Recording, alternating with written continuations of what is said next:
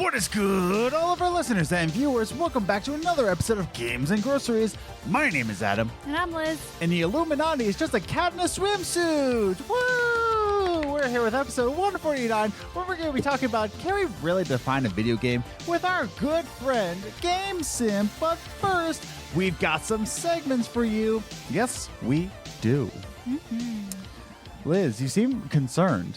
I am concerned with you in general. Listen, I need to send the truth out to the people. You know, the people deserve to know the truth about the Illuminati. You used to be a very big conspiracy theorist. Yes. That's why I'm rocking the mustache beard right now. Oh, okay. That's conspiracy theory all the way. Is my mic on? Yeah. Okay. Why? I just can't hear myself. I don't. Well, say something else. Whatever. Can you not hear that? I don't know. Just ignore it. I will.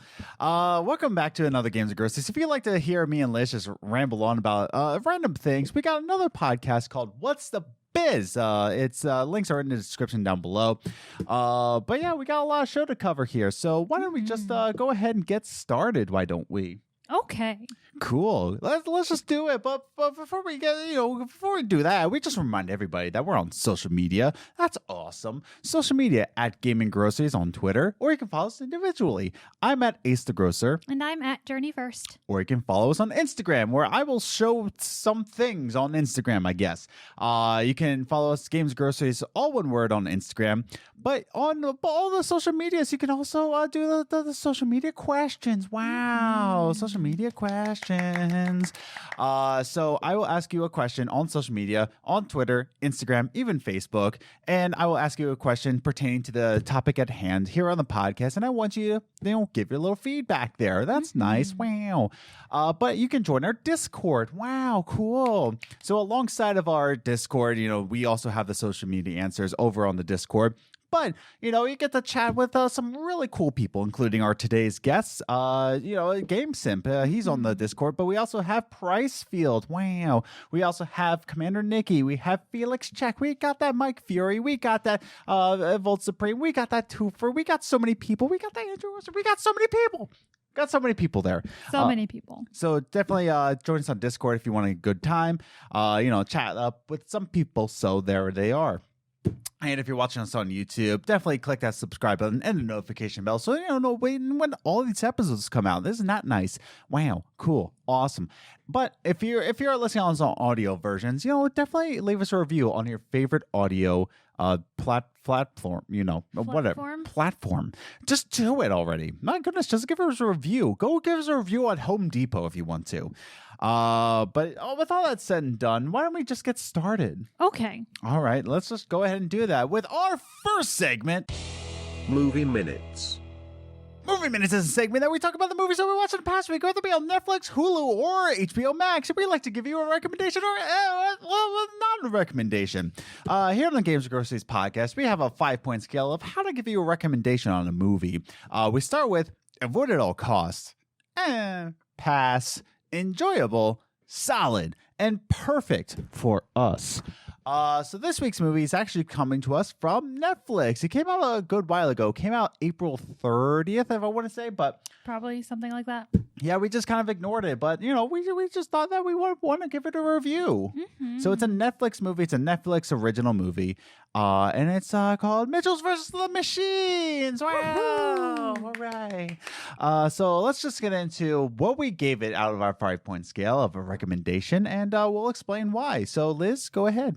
I gave it a solid. Wow. Because it was a cute film. It was definitely a different concept, a different type of plot that hasn't been done from what I can tell. Yeah. But the reason it's solid and not perfect, there were just some things that, like, there were times where I'm just like, okay, are we there yet? Like, I was like, this can be over now. Yeah. At some points. So there were some things where I'm just like, we're dragging it out too long. But overall, it was a good movie. It was cute. Definitely a good family film. Yeah, pretty basic.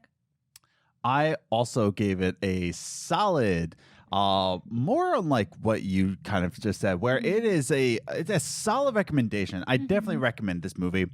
I wouldn't say it's our perfect movie. for a couple different reasons. Briefly before I go into my notes here, is that it's a family comedy, it's a family humor, so there's definitely family humor, so there's definitely kid level humor. Not saying that's a bad thing. It's just that saying like this was meant for like the whole family to get together. It's not like there's some producers from Into the Spider-Verse, where Into the Spider-Verse was definitely a memorable moment movie, where it was a family movie, but it's a standalone movie. Yeah. This one, just had some hiccups, definitely was into the family crowd, but we still solidly recommend this movie. Yeah. So I just want to jump into my notes here about this movie, is that the opening is a fantastic dynamic with the Mitchells and also the hardships of a creative daughter versus a stubborn father. Not really stubborn. Not stubborn, just very old school. Very old school, very woodsy, outdoors, but the daughter's very creative.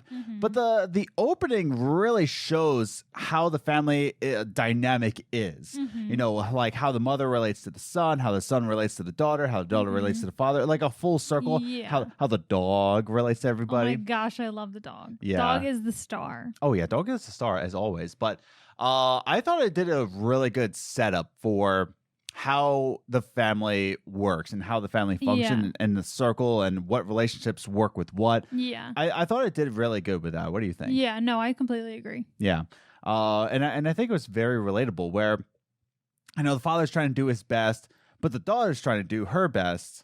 But neither of them think the other one's doing their best. Yeah. They're just not good at communicating with each other. Exactly. And I think that it sets it up very nicely for you to know going forward. And this is the first like 10 minutes, maybe 10, 15 minutes in the film. So you're just like saying, okay, I know what we're working towards. And that's, it's a good setup for that. Yeah. Now, I do want to say that the whole theme behind this movie is that, and you can probably see this in the description, where it's about, family dynamics versus technology entering into the family dome, I guess you can say. And I think it has great humor in that.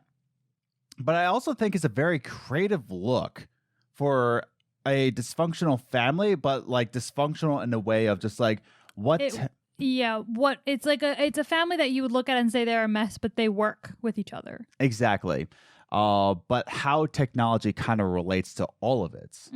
How like we kind of think that a family is dysfunctional, how a family is perfect, and it all has to base on technology. How Instagram has a way of doing that, and how technology kind of disconnects us from family, but it also connects us to family. Yeah. And I thought that dysfunctional family, alongside with how technology is adding into that kind of factor of dysfunction, really brings it all together. Yeah. And I like how the film doesn't really go against technology.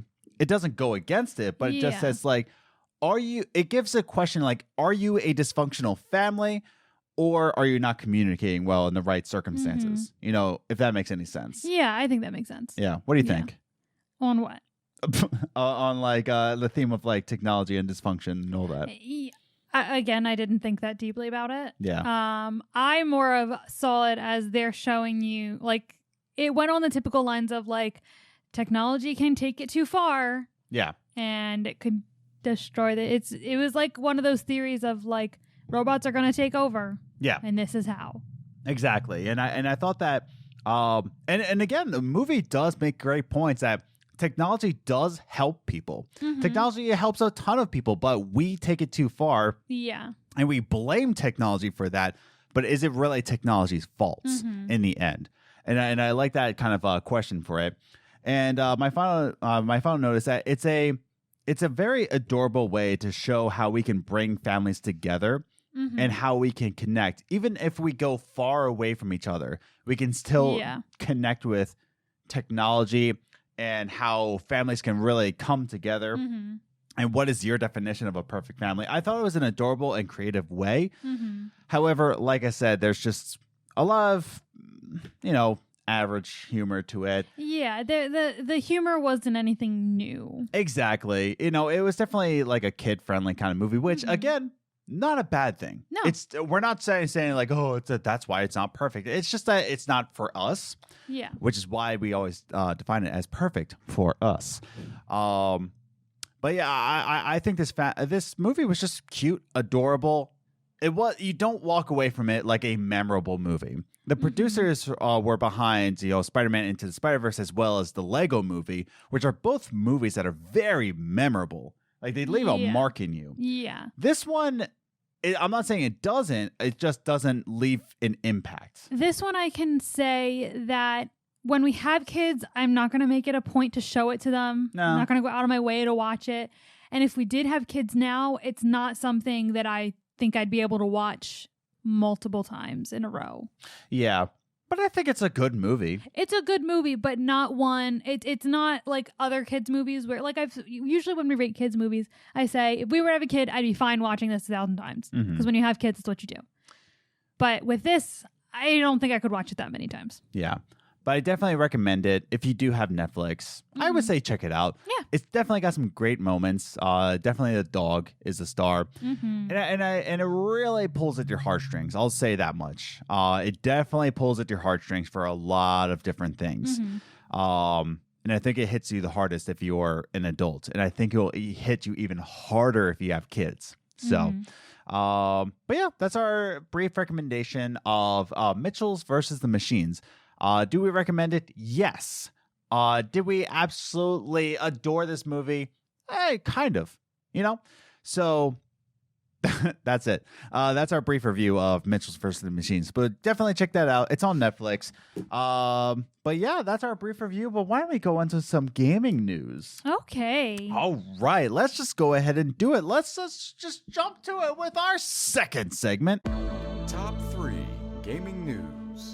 Top 3 gaming news is the gaming news that we saw in the past week. We like to rank it 3, 2, 1, just to give you a condensed version of, hey, what's going on in the gaming industry?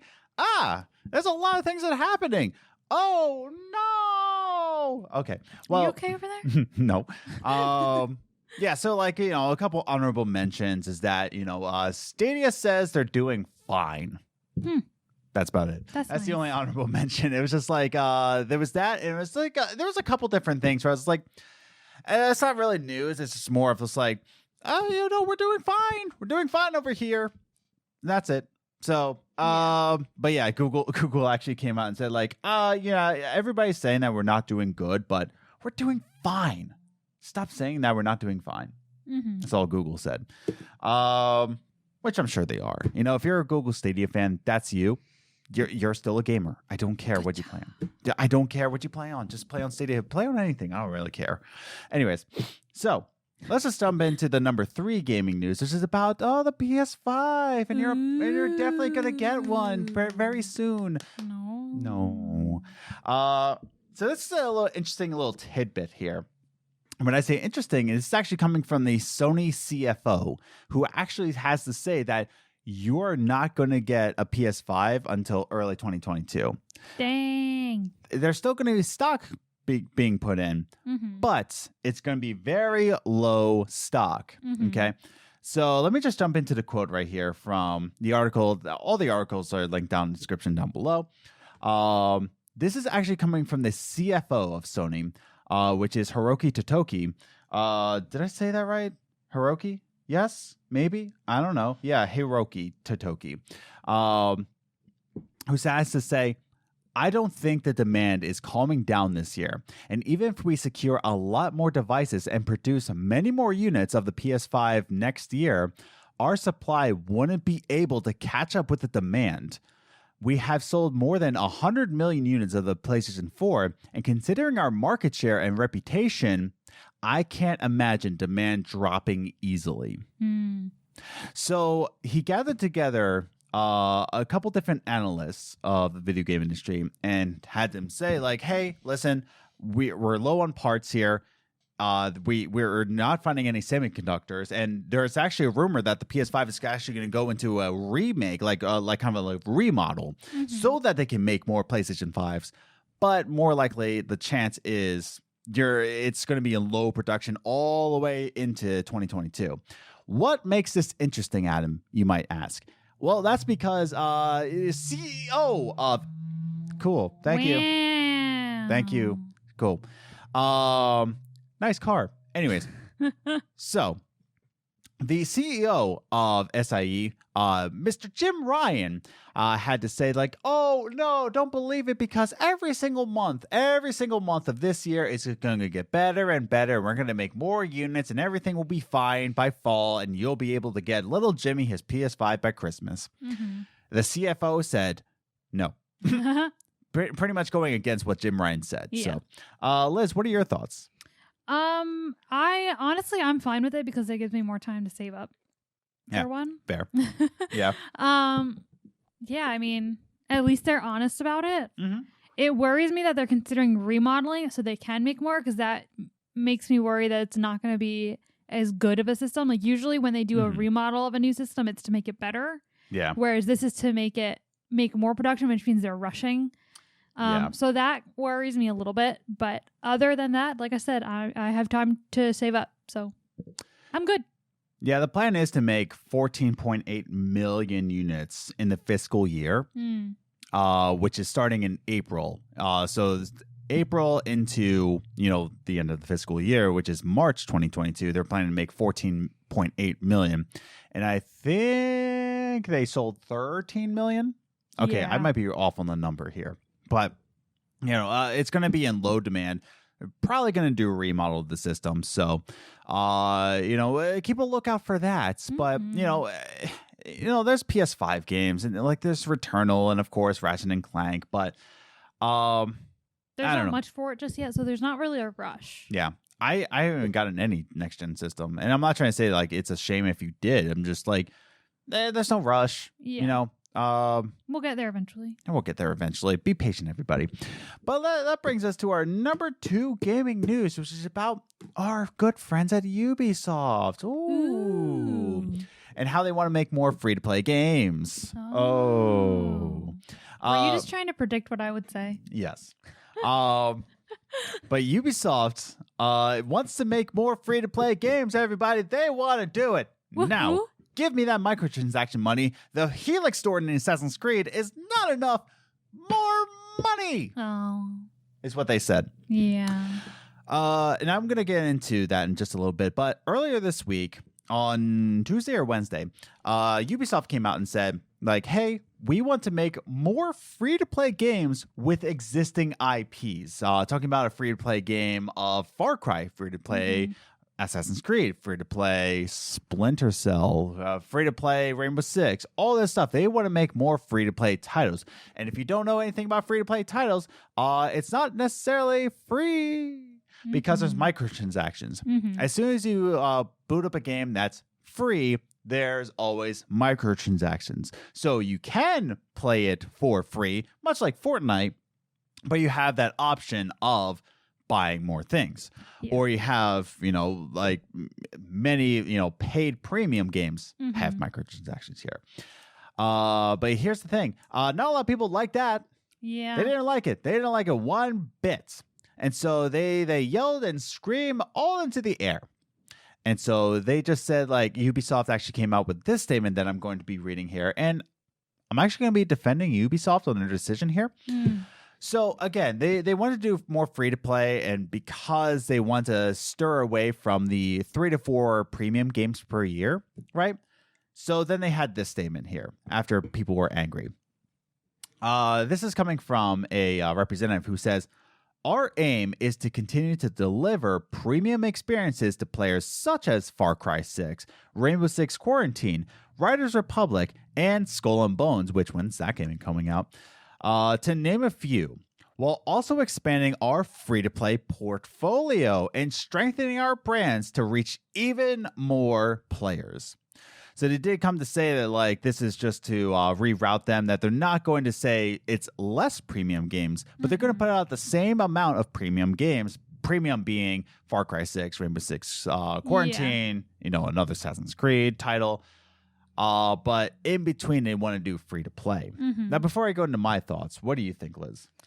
I don't think it's that bad because, like you said, as far as a business decision goes, it helps them bring in money to fund the premium games. Yes. And maybe that'll help lessen the amount of delays on games because they won't be running out of money. They can just... I didn't say that. I was going to get to that. Oh, you took my point away. Oh. Well, we are married. Yeah, we did. We did talk pre-show. I didn't really think about it pre-show though, and you didn't say anything. I just said something pre-show. We communicate. Okay. Oh.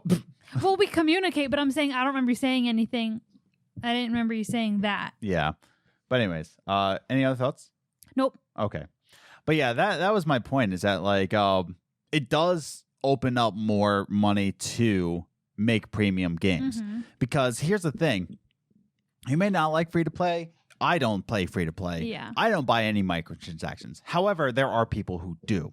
Okay. Now, let's put in perspective here is that Ubisoft is a global company. Mm-hmm. Global. Like they have offices all around the world. And Yeah. and I believe they have a Hong Kong office, but they have Canada, they have America, they have Europe. They have all these different companies. And they only put out 3 to 4 games per year. That's not enough to keep a global company going for the mass amounts. So you may not buy microtransactions, so you won't be funding the company. However, the people who do buy microtransactions will be playing this and will be funding the company so that they can make better games that you enjoy. Yeah. That's pretty much it. I probably won't play a free-to-play Assassin's Creed. I don't think it will ruin the series because I think Assassin's Creed Odyssey already ruined the series. So it's already ruined. I don't think that a free-to-play Rainbow Six is going to be ruining the series. Yeah. All it's going to do is give more funding to a global video game company. Yeah. Global. Yeah. And fund more money to make more premium products that you like. So, any other thoughts?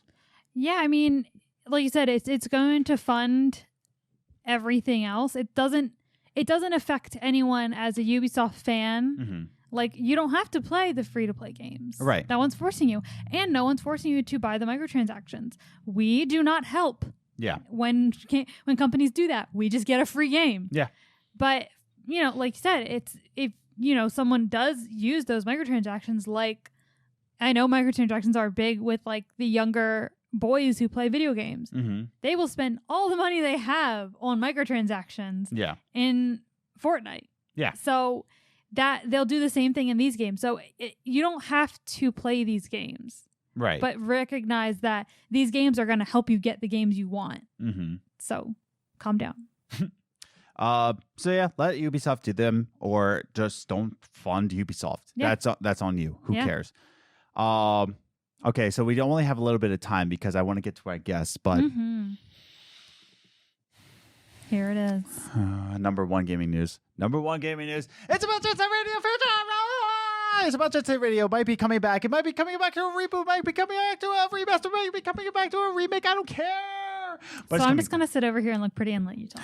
Jet Set Radio is going to come back. He's going to come back. So anyways, so this is a financial presentation from Sega. Okay, this is huge. This is massive. Okay, so if you didn't know, your boy Adam, he loves Jet Set Radio Future. He loves Jet Set Radio. He loves Jet Grind Radio. I don't care. Give me the games right now. And Sega has not been making any more games. In fact, it is not backwards compatible on the Xbox One because licensing for the music. But guess what, everybody? They might be coming back.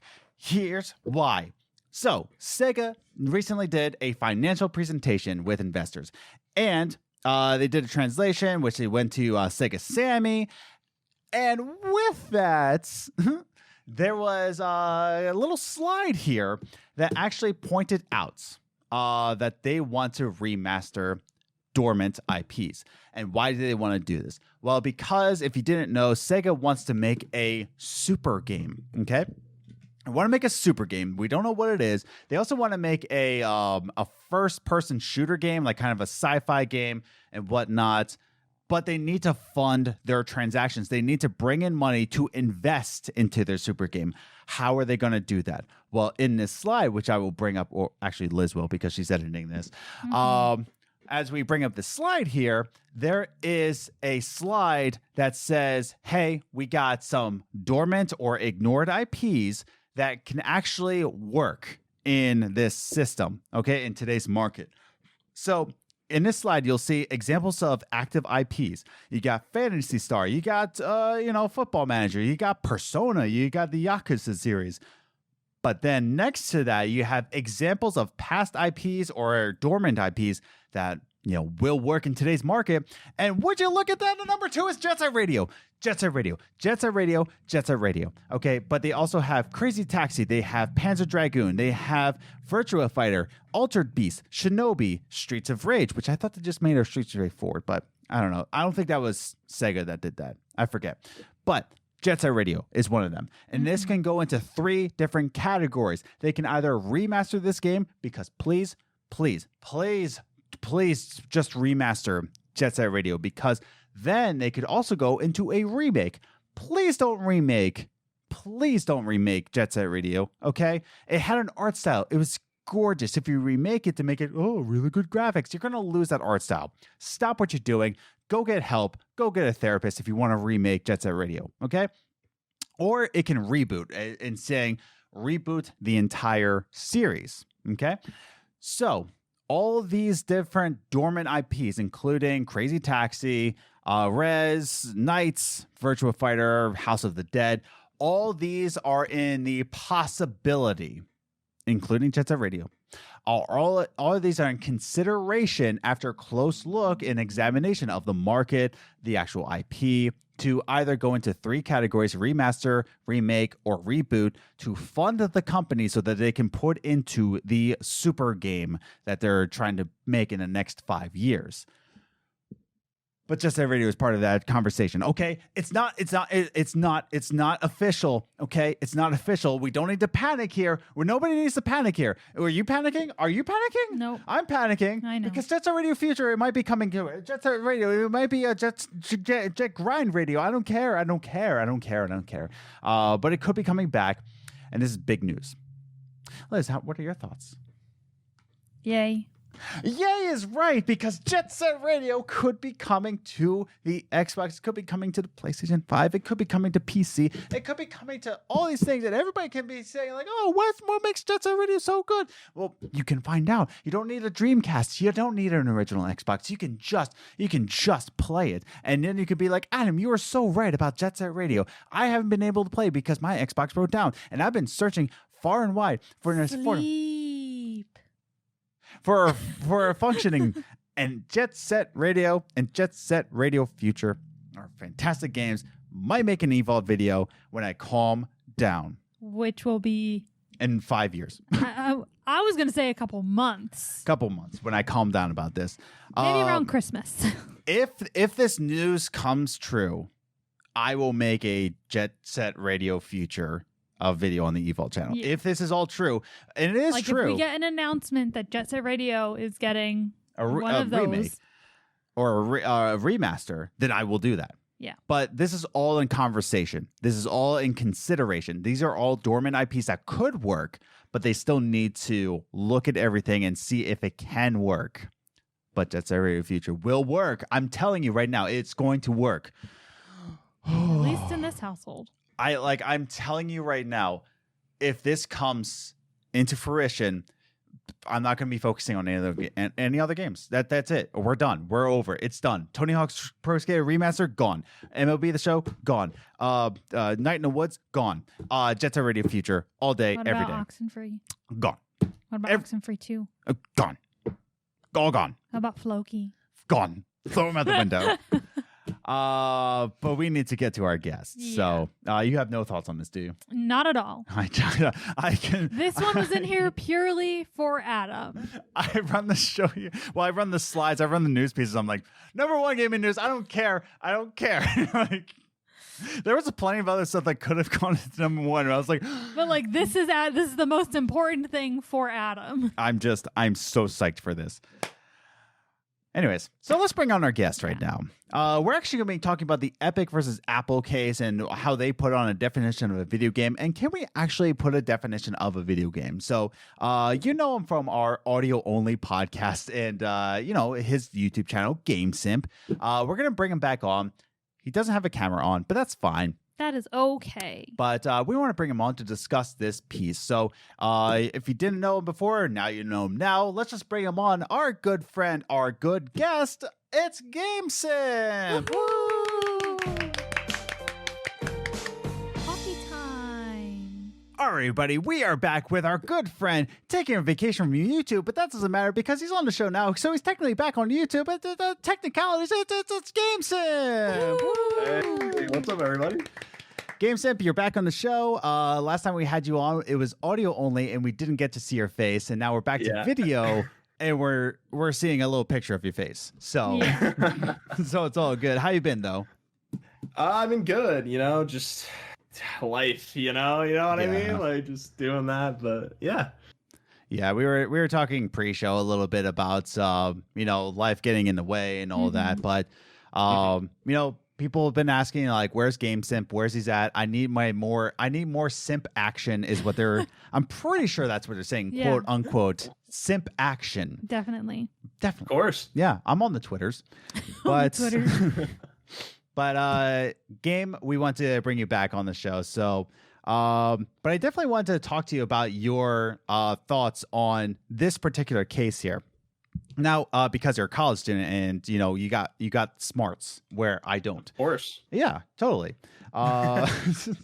But yeah, let's talk about this. Is that the reason why we bring GameSimp on here is that we're talking about the discussion of, or talking on the topic of, can we put a definition on a game? And this is coming from the Epic versus Apple case, right? And now we're going into the second week. And we're fighting on what is even the definition of a video game here. And this is getting into dangerous territory here because this might be bad for gamers, gaming culture, gaming industry altogether. So first, before we get into that, let's set up the discussion here that Apple has actually come out in the court case. Well, first, little side note here. They had a little fight about the banana in Fortnite. And there was a naked banana without a suit, and they thought like, oh, that's inappropriate, right? And there's actually a court document. They actually documented this, saying it's like, well, do you think there's anything wrong with this lewd photo of a banana? And it actually says on court record, it's just a banana, ma'am. I love it. So that's where this case is going. But Apple has actually come out in this case and said that, well, a video game is defined like this. A video game has a beginning and end with challenges in between. And that's how we know it's a video game. Now, what are our thoughts on this? First and foremost, let's talk about from GameSimp's perspective. So GameSimp, they talk about that this needs a beginning and an end and challenges in between. Do you agree with this statement? Are there problems with it? What do you think? So I think everyone has their definition of what a video game is, right?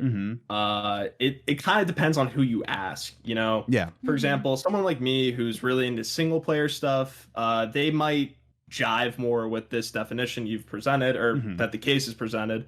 But, someone who's maybe more into Destiny and Outriders and The Division, someone who is really into these shooters. I want to die every time someone says that, but these looter shooters, like someone, they might not agree with this definition. So I want to just throw out there like what I consider a video game, which would be obviously a digital, well, I guess older consoles kind of had analog inputs, but basically a digital game that has human input with a clear intent to be played in some fashion. So what do I mean by that? Like a DVD menu, that has input, right? Yeah.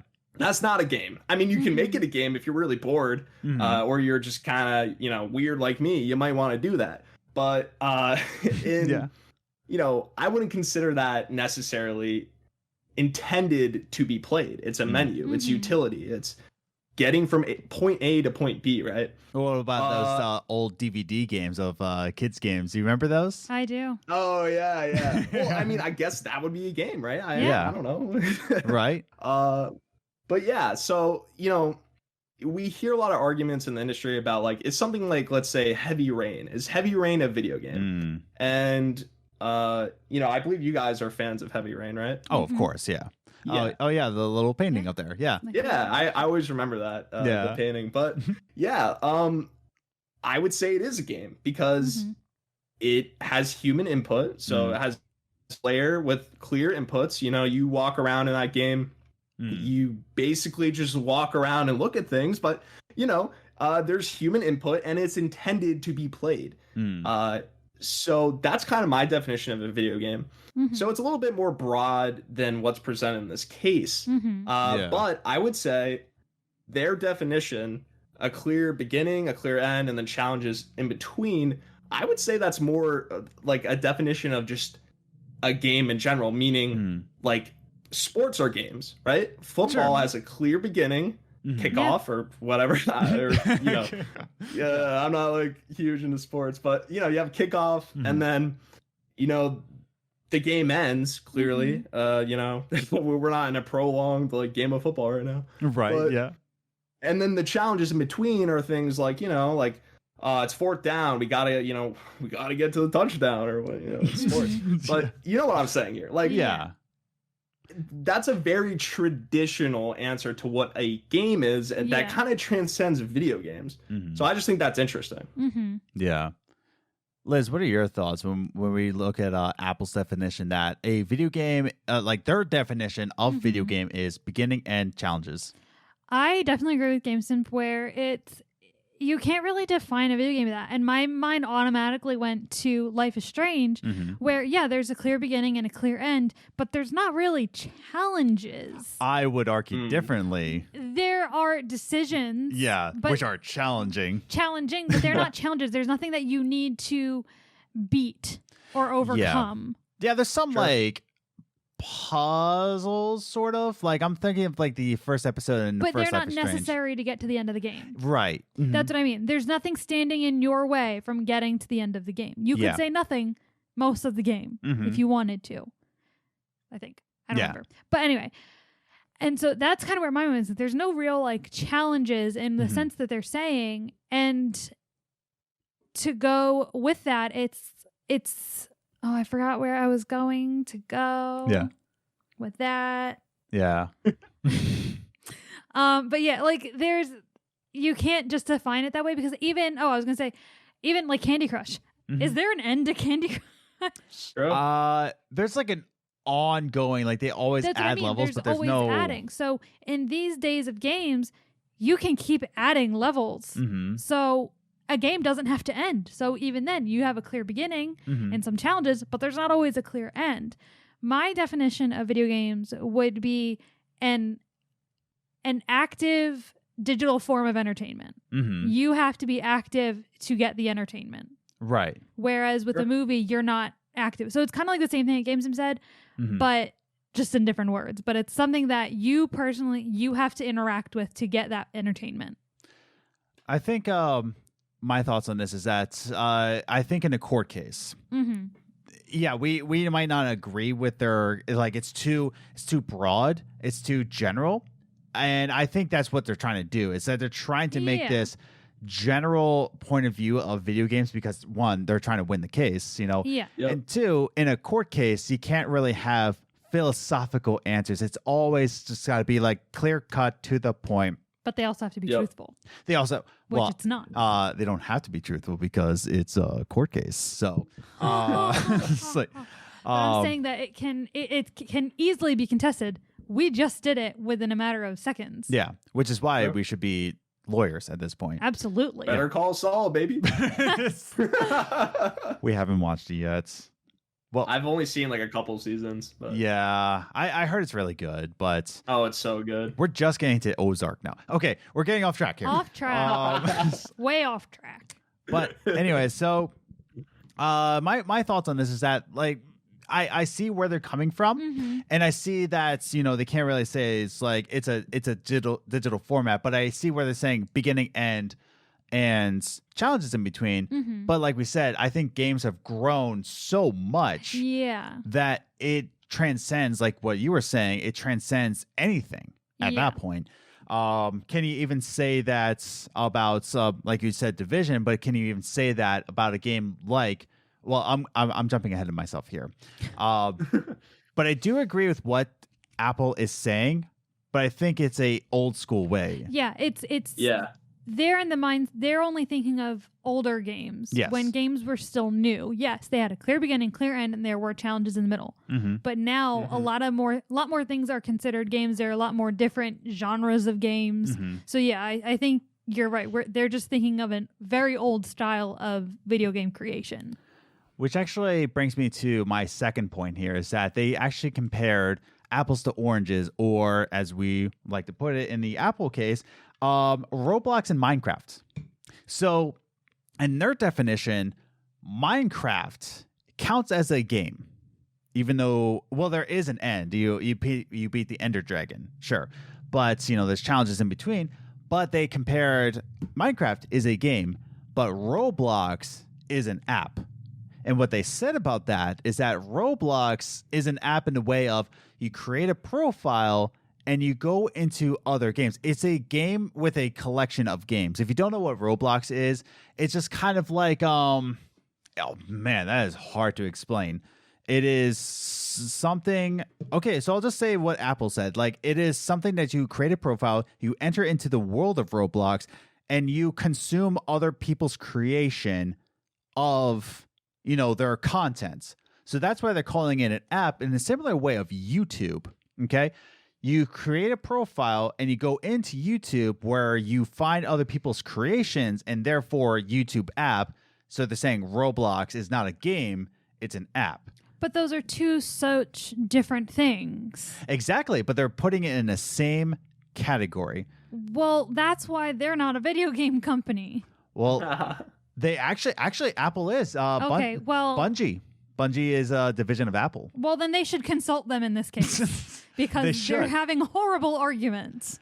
GameSimp, let me get your thoughts on this. With Apple trying to say that Roblox is an app, so I want to ask you, does that mean that Mario Maker is now an app and not a game? It's funny. I've thought a lot about Mario Maker specifically because, you know, if I had to define Mario Maker, and we all know this, right? Like, people play Mario Maker in different ways. I'm more on the side, surprisingly. You'd think I might be like a level guy, like who makes a lot of levels or something. Yeah. But I'm actually not. Like, the way I play Mario Maker is I want to find other people's creations and just kind of enjoy them and almost play, you know, people like to kind of put the moniker, it's endless Mario. Yeah. So that's how I've always seen it. But if I had to define it in, like, say, a court case, you know, I'm Saul right now, you know, like, okay, I got to define something here. Nice suit, by the way. Yeah. Yeah. I would say it's a level creator or a level editor, which kind of falls more on the side of an app, right? Right. Yeah. Like, it's almost like Premiere. Like, Premiere is an app. I would not say Premiere is a game, but there's a game element to Mario Maker. So that's where it gets confusing. It's almost a hybrid. And I think that's kind of like the whole point of it, is that it is a hybrid. It's not just a defined beginning, a defined end with challenges in between. It's that within a broader network of level creation and level creators. And I think Roblox is actually the same template because in Roblox, as far as I understand, now I've never played Roblox, but as far as I understand, you know, you have a profile like Mario Maker. You can, I think, make stuff, right, in Roblox? You make stuff in Roblox? Yeah, it's just kind of like a whole sandbox of things. Like, you can make anything in Roblox. It's insane. Yeah. But there are, if I'm not mistaken, individual games within Roblox, like servers you can go to. Like, I don't know, like there's probably like Prop Hunt in there, I would assume, right? Like there's stuff I would like assume that. So yeah. I haven't played too much of it, but yeah, I would assume. Yeah, I know there's, the thing I do know about Roblox is that there are like kind of servers, like there are in Minecraft. Like, for example, in Minecraft, there's a server called like the Hive that I'm aware of. That's like, within that server, there's like treasure wars and survival games and like all that stuff. So I guess what I'm trying to say is, like, sure, the overall product might be an app, but within that app, there are games with defined beginnings and ends and challenges in between. Something like Hunger Games in Minecraft Yeah. you know, that has a defined beginning, a defined end, and challenges in between, right? Yeah. So it's kind of a weird, like, I almost think of it like, you know, there's like individual, let's say like spreadsheets or something, but you can put those spreadsheets or documents, whatever it is, Word docs, into a database. Yeah. So these are like, it's almost like the apps are like databases, and then within that database, you can access games. That's kind of how I see it. Yeah. Yeah. So even though, yes, I think when it comes down to it, Roblox would be considered an app, and so would Mario Maker. But here's kind of playing devil's advocate. Sims. Of course. Okay. A good chunk of that game is building and creating parts of that world. So why wouldn't Mario Maker and Roblox also be considered a game? Because part of those games are building your own parts of those worlds. Well, their point is that, like, to go against your point, in Sims, can you make a profile and go into other people's worlds actively? Is that part of the game? I do not know. I know there is an online element. I don't use it. Well, like that's what I mean. So I do think, like, you can't, but I'm not sure because I'm not like in the Sims universe. I just like play my own little thing. So I don't know. But that's what they're saying, is that the main priority of Roblox, and well, they didn't say this, but we're saying that Super Mario Maker, it's a big part of the game that you consume other people's contents. Yes, I know that. I'm just saying when it boils, like if you boil it all down, each game it's like, all right, you build something and you can use that. I think that would go into the definition of a video game, because there is a beginning, you make your character creator. Yeah. And there is an end because your character dies, or like the whole generation of your family dies. That's only if you set them all on fire. Well, there is an end. But there's not an end to Sims. And there's challenges in between of building your family, you know. Keeping them alive. There is an end, right? There's not. There is no end to Sims because you can continue generations forever. But like eventually they're all going to die. No. They're all going to die. You literally know nothing about Sims. But they could die. That's the end. You can't just keep an infinity of generations. But why? That's insanity, Well, Liz. yes, the first generation will die, but you'll still be following that. Now we're getting to the concept of death, and I'm getting scared, Liz. I'm just saying, Sims doesn't end. Your first Sim, yes, that Sim will end one day, but you'll have their like generations after them. I don't like thinking about that. It's just like real life. Yeah, it's just like real life. Does life have an end? So forget it. Anyways, but that's the thing, is that like they're constituting Roblox as you actively consuming people's content. Yes, I understand. In the same way, like you said, Premiere, or YouTube. You know, you go on YouTube, you consume someone's content. Yeah. Like I said, I agree. Yeah. I was just giving an alternative. I get. I get. You get. I get.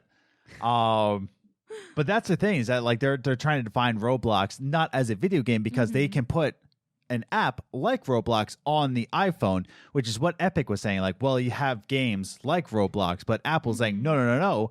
Roblox is an app, because the definition of an app is creating a profile and consuming people's contents. And so that's where Roblox comes in. And that's where you get this kind of like really bad mix of what a video game is now, because of this court case, it's actually going to change the course of the gaming culture. And we're going to get into that in a little bit. But before we get into the couple social media answers that we have here, I do want to ask here, GameSimp, you did bring up Division. You did bring up, I believe you also brought up Destiny, right? There are games called live service games. That is, the Marvel's Avengers. That is Destiny. That can be considered a live service, but more likely, World of Warcraft. There you go. Was a live service, but also sports games. Right now I'm really into MLB The Show. Don't know why. Just don't know why. Just happened. There is no real beginning. There's real end. There's just kind of modes to the game. Yeah. And the challenges are there in terms of like you're playing other people, right? but where do games as services and sports games lie in this beginning and challenges in between? And GameSimp, let me get your thoughts on this. Can you kind of repeat that again? Like, not the, just... Yeah. What you're asking him. Because I don't know what you asked either. Where does games as service and sports games, where did they lie in the definition? Do you think that they would be considered games, but they don't really fall in the category that Apple is trying to put out there? Yeah, so it's kind of like, this kind of goes back to what I said earlier, where like baseball is like a match of baseball, right? Is a game. Yes. It has a defined beginning, a defined end, and challenges in between by this definition we're going off of. Right. So, MLB The Show is trying to emulate real life baseball. Yeah. As far as I'm aware. So it's like, it's almost, it might be more of a simulation, I guess, than like a game, I guess, but it's hard because almost. What's that? Like flight simulator, but if we're basing it on the Apple definition, it's a game. Yes, because there is a clear end and challenges. Yeah. Yeah. I didn't mean to interrupt you, but what were you saying also? Basically, like, it's weird because, like, to us, those are games, right? Yeah. Like, those are video games, clearly. I mean, if you go to any community that is about games anywhere, doesn't matter where, they're gonna be like, yeah, MLB The Show, that's a video game. Destiny, that's a video game. Right. But it's weird because you could make the argument that like something like a sports game is more of a simulation. I don't know how accurate that is because I don't really play sports games unless Mario Tennis, Mario Golf. Anyone? I'm looking forward to that. Yeah, I forgot that's coming out. Oh no. But yeah, like, or even live service games we can even talk about too, like where does that lie in the whole video game debates? Yeah. It's weird because it is a service, right? Like, it is not necessarily subscription based. Some of them are, like, for example, like Destiny's not, as far as I'm aware. I played Destiny as a single player guy, so that was my first mistake. Back in 2014. I don't think Destiny can be considered a games as a service. I've heard people say it is, but I don't think it is. Yeah, it kind of, I don't know. See, the definitions get so jumbled, right? Yes. So I would say they're almost a hybrid between what Apple would define as an app and a traditional game, because you can play The Division, you can play Destiny, you can play Outriders, all as games with defined beginnings and defined ends with challenges in between. But it kind of goes beyond that. It's like the end game stuff. It's like it never really ends. There's continuous updates. And when you consider that, it's like, okay, is it kind of like an app in that way? Because, for example, YouTube, we'll use that as an example since we love YouTube. Oh, sure, yeah. Like, YouTube is so drastically different from when it started because of updates. Games didn't always have updates. And, your guest from last week, I think, was talking about that. Andrew, I believe. He's like a retro guy, right? Oh yeah, a retro gamer. Yeah. Well, he's getting back into retro. We just always utilize him as a retro gamer. Oh, I got you. Yeah, he was great. He was great, by the way. Oh yeah, we love Andrew. Yeah. But yeah, like, it is weird because games have changed so much. So it does, like, we see elements of like apps and services and these things seeping into traditional video games, and it's not bad or good. It's a different genre now. And it's really, it's hard to box them in, so that if I had to put a thing out there, I would say, they're video games, but what is a video game? And that goes back to what we were talking about before. Exactly. Liz, what are your thoughts? Games as a service, sports games, do you think they lie on this definition or completely different? I feel like sports games, based on if we're solely going on what Apple is defining as a video game, then I feel like sports games would, because you are playing even once you finish the storyline, you are playing like a game, a baseball game, beginning to end with challenges in the middle. Yeah. As far as games as a service, I don't know too much about them, but as far as I understand, they don't really have an end to them. Right. So I don't think they would technically fall under a video game in Apple's book. Yeah, because there was a story that came out that's Elder Scrolls Online, which you could argue that is a games as service. Elder Scrolls Online, the actual company that makes it, Bethesda Online Studios, I can't remember what they're called, but they said that they will only stop updating once people stop playing. So once there's no more players, that's when the game will end. Yeah. So like there is kind of an end. But you kind of choose the end because you stop playing. So it doesn't matter that the game ended. There is no defined end to Elder Scrolls Online. It's an infinite game. Exactly. It has no clear end. Right. But there is an end within like some things. There's quests that have beginning end with challenges, but the game in of itself. Yeah. So you could consider that Elder Scrolls Online is an app. I guess. But then that would mean that the sports games also would be considered an app, because then if you don't count, because if you say the quests don't count as a game, right, then neither do the simulated baseball games that you play. It gets a little outside of the story. It gets more muddied once you think about it more. Yes. Yeah. Yes, it does. But actually, I want to bring this right over to social media answers before we go into our last points on this. But we're already finding out that a lot of this is just muddied definitions, right? And we gave our own definitions here. But I only have 2 social media answers here because I asked, how would you put a definition on a video game? The reason why I put it that way, because if I put out, how do you define video games? I'm sure I would get like 1,000 answers like, oh, Life is Strange. It's a video game. But like, how would you place a definition on a game? So first we have Absolute Prodigy, who says, how would I define a video game as? Anywho, I would define it as such.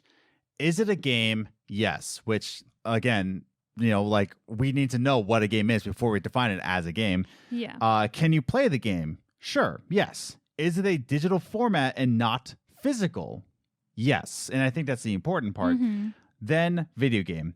I haven't read what Apple is trying to define what is an app versus a game, but I hope this court case cannot F us over in terms of mobile gaming, because there is a clear distinction of gamifying normal activities that running zombie game app, which is Zombies Run, by the way, where you level up as you physically progress.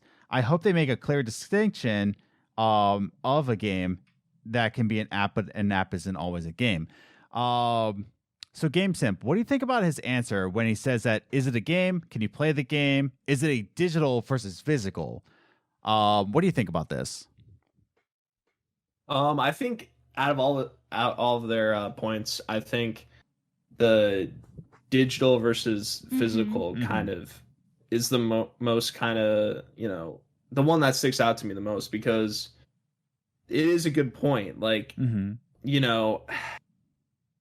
as we touched on earlier, like games, that's like a wide umbrella, right? But video games specifically, they have to be digital, clearly. Yeah. I mean, the NES, the SNES, consoles like that had analog components, but, at the end of the day, it's a digital interaction. Right. So, yeah, I think that's important to note, because as far as I'm aware, the Apple definition doesn't necessarily talk about something being digital, does it? No.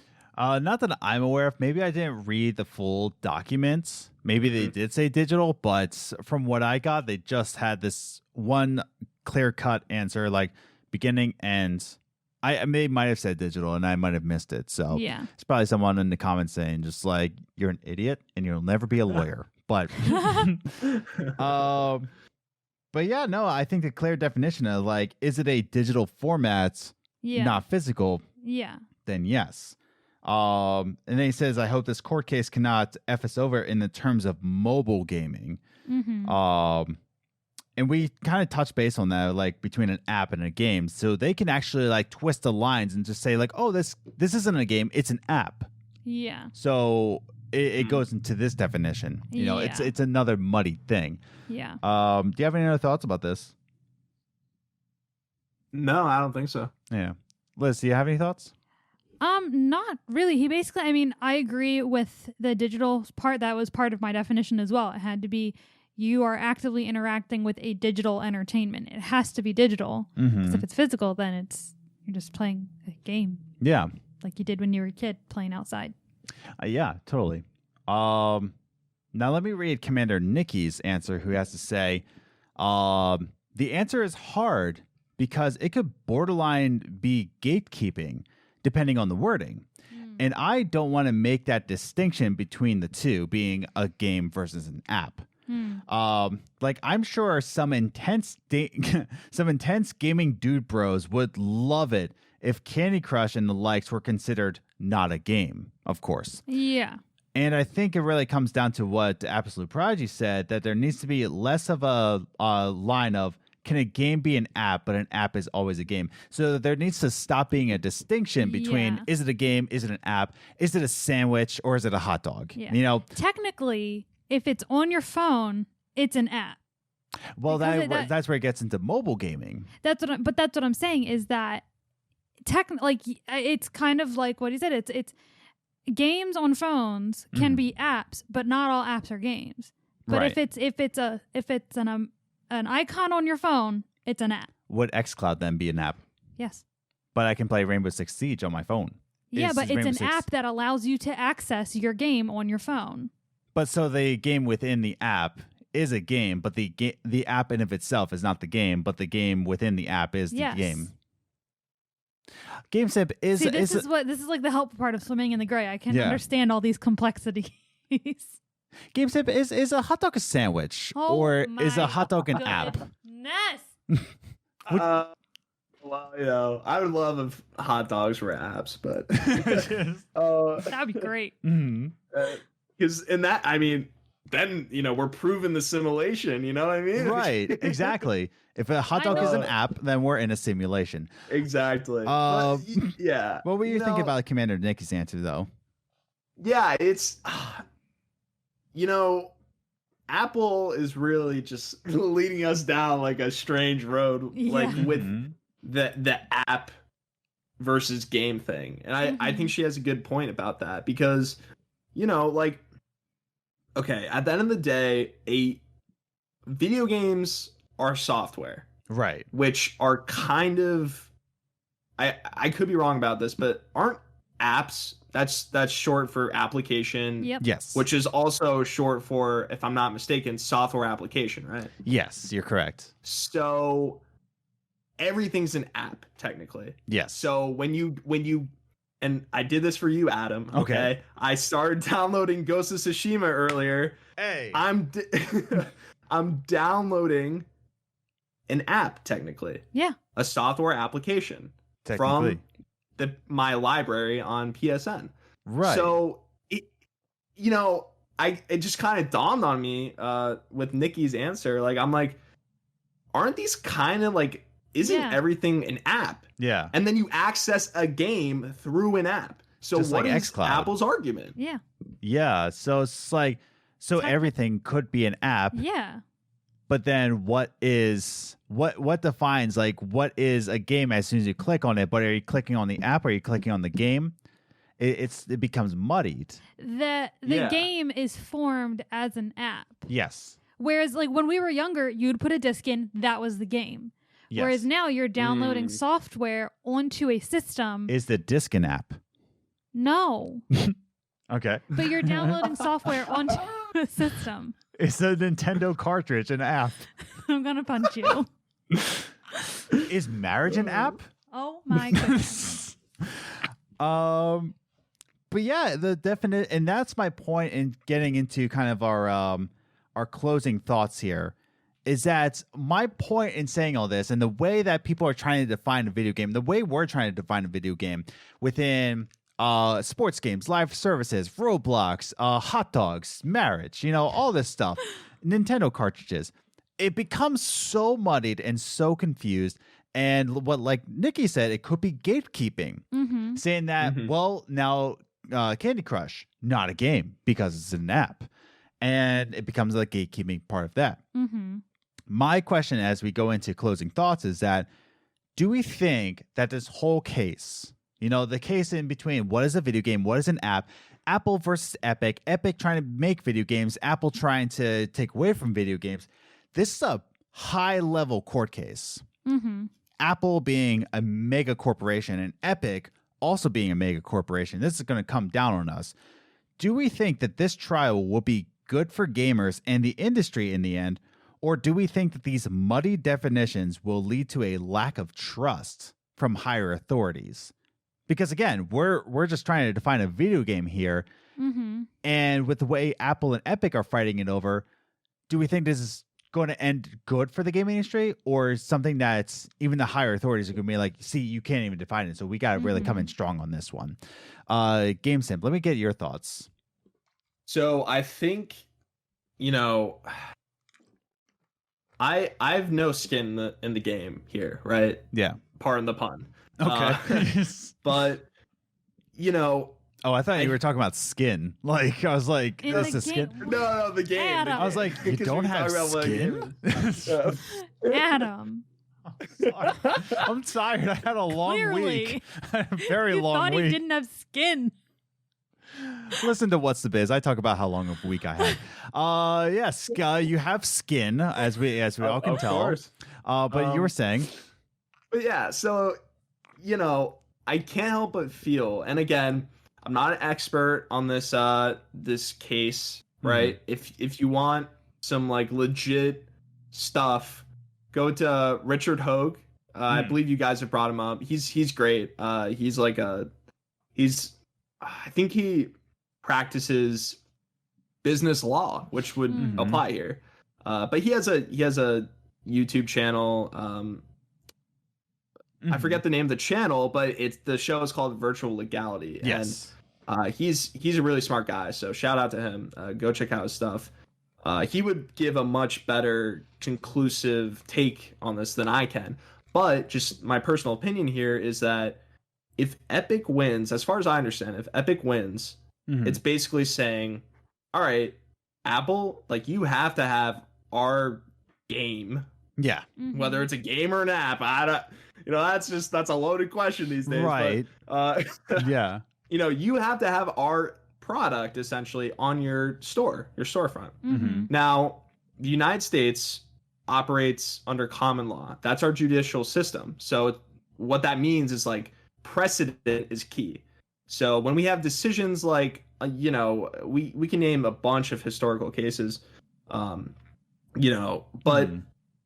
the precedent from these cases is what determines the law going forward. So let's say Epic wins, right? Right. Or Apple wins. It doesn't matter really who wins. If the end result is like, hey, like X party won because of X or Y muddled definition, then that precedent that's set isn't clear, right? And it could cause problems down the line. Now imagine, I want to present something to you guys. Imagine if Epic wins this. Okay. Which essentially means Apple has to put Fortnite back on the App Store. Right. Couldn't other companies, now again, I'm not Richard Hogue. Okay, yeah. But, couldn't other companies kind of use that precedent to be like, let's say, there's been talks about like Steam coming to PlayStation or consoles. I don't know if you guys heard about that. I but heard, like, yeah. Yeah, that whole thing was confusing to me in the first place because I'm like, why would, like, for example, Sony want another storefront on its console? That doesn't make any sense. But Right. let's use that as an example. This precedent gets set. Couldn't like Steam or not Steam, Valve, go to PlayStation and be like, yeah, you know, like with this precedent, like we're gonna make the case that you have to put Steam on PlayStation, and clearly financially, that wouldn't be great for Sony because you have a competitor's storefront on your console now, so you have, you know, that would muddy the waters for them in a way. So that's kind of my thing is like, well, is that like, we got to be careful, not us, we're just analysts in this situation, but like, you know, these legislators and whoever, you know, we got to be careful about like what precedent this is going to set, because kind of like what Nikki was saying is like, if stuff gets muddled, if definitions get muddled, then like, how is that going to play into the future? Are things like, let's say like Microsoft, you know, goes to Sony, hey, Epic won, so now you gotta have Game Pass on PlayStation, right? Like, would that not be a similar argument? So it's interesting to think about what precedent this is going to set, because precedent, like I said, is the key to common law, which is what the U.S. operates under. Yeah, and that's the thing, is that there's a lot of things that could be like, this could open up Pandora's box. Yeah. You know, with Apple winning, this could just lead down to what isn't a game and what is allowed to be on an app store. This could lead to just chaos, whether who wins. Like, it doesn't, at this point, I'm starting to see that this is a lose-lose situation. Yeah. Liz, what are your thoughts? So I'm trying to figure out where to start. Yeah. So in my opinion, if Apple just sticks with their fight of what their definition of a game is now, they're going to lose. Oh, yeah. Because the three of us who are just gamers with YouTube channels just like completely threw out the window of their definition and said, that's just not enough. And there's definitely better and smarter people than us. Yeah, exactly. Working on that case. But on the turn end, if they use what we just said of saying like all games are basically apps at this point, they could win. Right. I think it would be really weird if something that we said on this little podcast is what gets Apple to win. They'll say like, man, isn't NES cartridge an app? No, that's not what I'm talking about. That's not what you're talking about? Man, because I literally said that is a game. What they say is like, does GameSimp even have skin? Is that what they're going to say? So, you're an idiot. We don't know. He's been gone for 2 months, so. Anyway. Yeah. But I think it depends on where they take their case. If they just stick with this one definition of what a game is, they're going to lose. But if they do think deeper about it and get people on their team that actually know video games and how they work, they do have the potential of winning. And I agree. I don't think it would be good or bad for gaming. I just think it would make gaming complicated. It would make, for gamers, I don't think it would change much unless you're strictly a mobile gamer. I agree. Yeah. It would really only affect mobile gamers. As far as the gaming industry and business end of it, all hell will break loose. Yes. That's my opinion. Yeah, I do think that I do agree with GameSimp that if Epic does win, I don't think that there will be like hostile takeovers that Phil Spencer's going to go over to, you know, Jim Ryan and be like, well, gotta put Game Pass on, and I'm also going to put my feet up on your desk. I'm going to put your feet over my feet while I'm sitting on your desk. Also, I don't have any skin, but I was about to say, do you have skin? Phil Spencer doesn't have skin. You heard it here. I'm tired. I was gonna say it's time for bed. Time for bed. But anyways, but you know, it does open up a precedent where a lot of game companies can take advantage of other game companies. But more so, I'm starting to think about that this is a high profile case, so legislators are going to be all over this. Yeah. So when we talk about legislators, we're talking about boomers, and we're talking about boomers, right? Who hate video games. They're the problem with everything. So the chance to get them off cell phones. Well, that's my problem is that like they think of mobile gaming, console gaming, and PC gaming all in the same light. Yeah. They're all the same market. I'm They're pretty all the sure same they thing. consider Twitter as gaming. Yeah, they consider Twitter gaming. Like they consider Farmville the same as Halo, and that's just the same thing. It's just we're talking about people who don't understand technology. Yeah. So as soon as you put down a precedent of this sort of grandeur scale, or like grand scale, I meant to say, it's going to be a problem for the gaming industry. Yeah.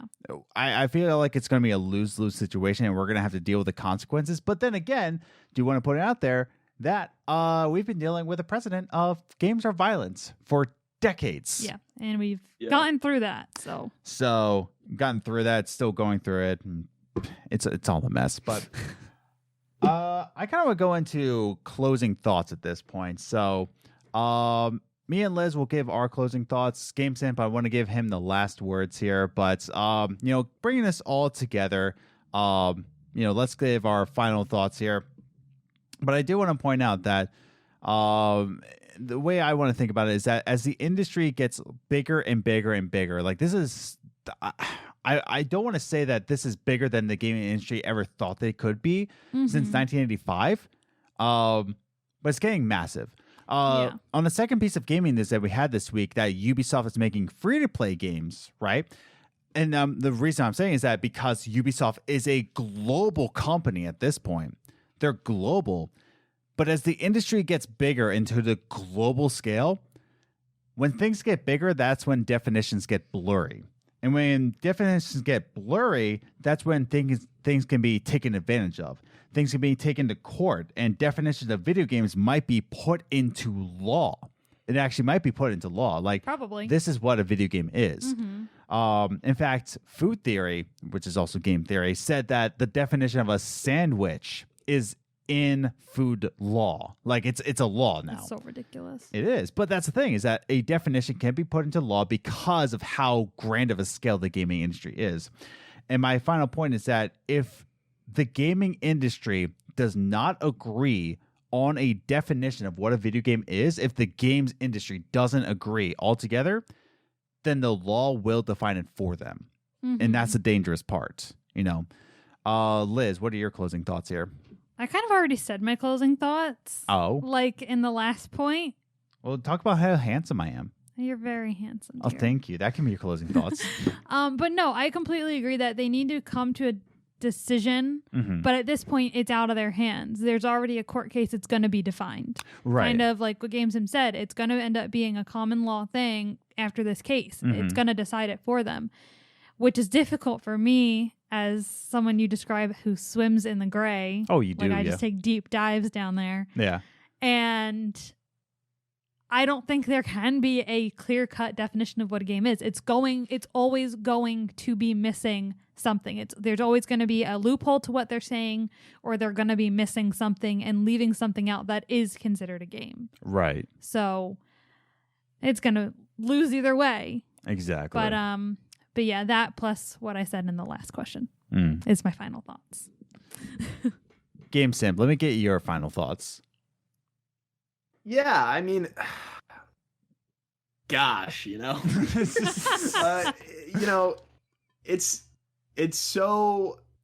almost, the way I would sum this up, right, is like,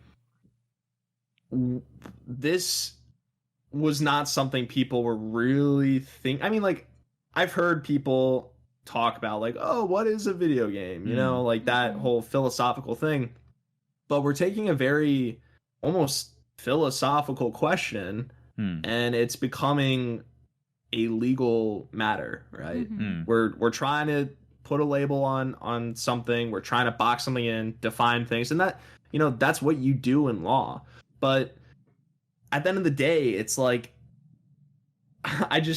everyone needs to remember, and unfortunately the people involved in this case are not going to do this, clearly, right? Because we have two sides, one's trying to win over the other, vice versa. But the thing we as fans of video games have to remember is, like, it doesn't really matter, because we know what a game is, right? Like, we see a game, we know what it is. It's like earlier, like what I said was like, I don't play stuff like I don't really play live service games. I don't really play a lot of sports games. I do here and there. Yeah. But like I understand those are video games, and as you know, everyone listening to this probably understands that too. And at the end of the day, it's just like watch out for like keep an eye on this case because there could be some strange stuff that comes out of it. Yeah. But at the end of the day, like we're the ones buying the games, right? We're the ones playing the games. It doesn't really matter to us. We just kind of play what we play. I mean, it might matter to some people, but I'd say wide majority, you know, you just play video games. Like it's that It's not simple, going right? to change the way you play video games. Right. Yeah.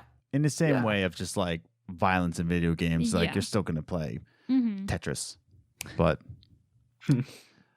all right. I think that brings us to a close of the show. Yeah. Yeah. So, but hey, before we go, we got one more thing to do. We got to roll out the red carpet for GameSimp. Hooray! Wow. I know, man. We got to find out where we can stalk you. Weird. Of wow. course. Of course. GameSimp, where can we find you? Where can we follow you? Where's your content? Are you on Roblox? Go. So, you know, I'm not on Roblox, unfortunately. But yeah, I know, right? Oh, bummer. But apparently Roblox is the same as YouTube. You know, it's the an app. exact same. Yeah. Yeah.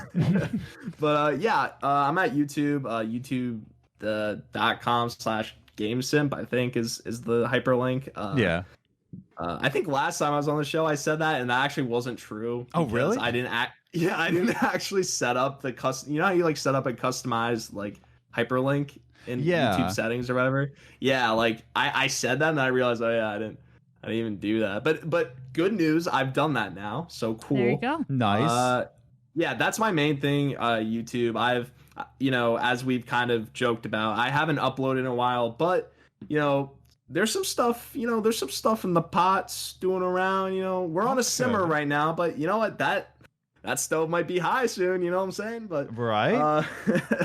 But yeah, so I'm there. I'm at Twitter at GameSimpYT is my Twitter.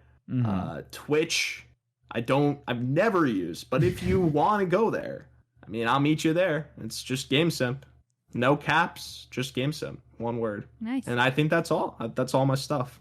And if you're listening to this on audio or on video, I will have links to his YouTube channel, Twitter, and his Twitch account in the description down below. So go check that one out. Definitely subscribe to his YouTube channel. He does great stuff. Thank you. But GameSimp, we want to get you back on. We want to get get you back on the show. It's been a long week for you, boy. But we want to get you back on. We want to see you back on the YouTube train. But take your time, man. Like it's gonna be worth it. So, but definitely thank you for coming on the show, man. You brought a lot to the table here, so thank you. Yeah, thanks for inviting me. I'm glad to be back. I hope to come back in the future. It's a great show. In fact, I've actually been listening to it. Like, not that I didn't listen to it before, but I've been listening. I've actually to it been listening to your show.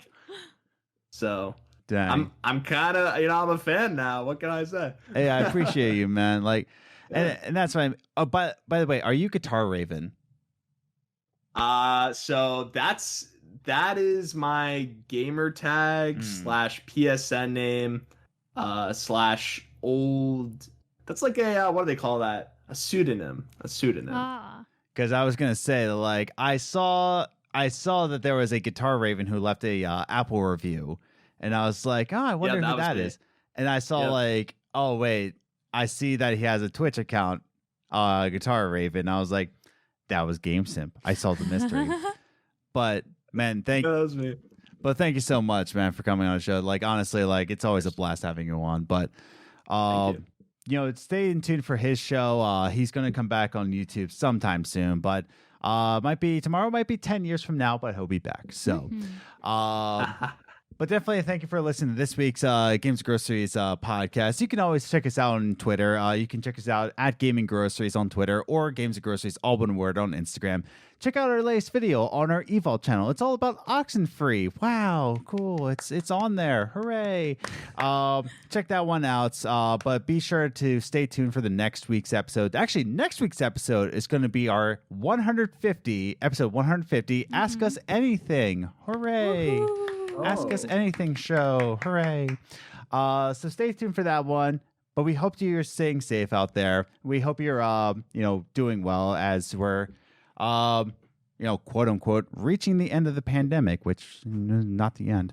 But thank you again for coming on, and we thank you again for listening to our show. But stay safe out there, stay striving, and keep on gaming. Bye. Bye, guys.